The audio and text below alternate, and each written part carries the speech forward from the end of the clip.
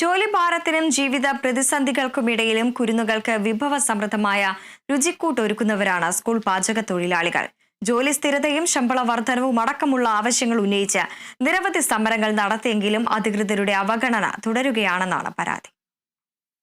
எனக்கு கொஞ்சம் வேலை கஷ்டம்தான், ஆனால் நான் இஷ்டமாக செய்வேன் சார். 5 வருஷமாக வேலை செய்கிறேன் சார்.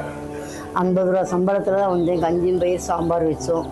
5 ஐட்டம் செய்ய வேண்டியது இருக்குது சார். பிள்ளைகள் எல்லாம் ஆச்சு நல்லா இருக்குன்னு சொல்கிறாங்க.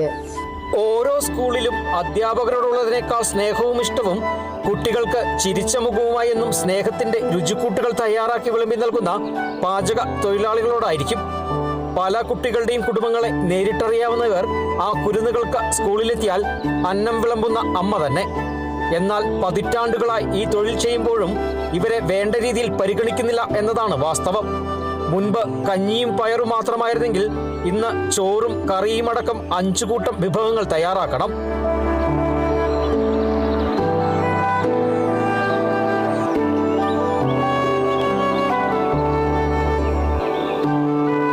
കിട്ടുന്നത് 600 രൂപ മാത്രം.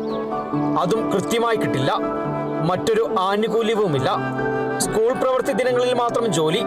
ശമ്പളം കിട്ടാത്ത സമയത്ത് കടം വാങ്ങിയും മറ്റുമാണ് ജീവിതം മുമ്പോട്ട് കൊണ്ടുപോകുന്നത്. പാചക തൊഴിലാളികളായി ജോലിക്കെത്തുന്നവരിൽ ഏറെയും പ്രായമായവർ. വലിയ പ്രതിസന്ധികളിലൂടെ മുമ്പോട്ട് പോകുന്ന ഇവരുടെ ആവശ്യം ശമ്പള വർധനവും ജോലി സ്ഥിരതയുമാണ്.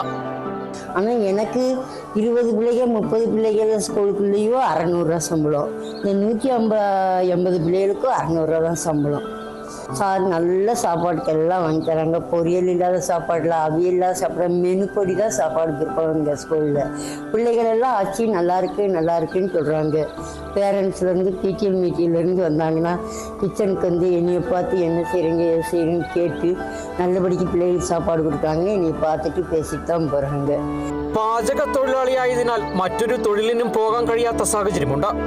ആവശ്യങ്ങൾ ഉന്നയിച്ച് സമരങ്ങൾ എത്ര ചെയ്തെന്ന് ഇവർക്കും അറിയില്ല. എങ്കിലും കുട്ടികളുടെ കാര്യമല്ലേ, പണിമുടക്കി സമരം ചെയ്യാൻ കഴിയില്ലല്ലോ എന്നതാണ് ഇവർ പറയുന്നത്. ഈ ആത്മാർത്ഥതയുള്ള മനസ്സ് ഇനിയും കാണാതെ പോകരുതെന്നാണ് ഞങ്ങൾക്കും അധികൃതരോട് പറയാനുള്ളത്. Bineesh Antony, Kerala vision news, Idukki.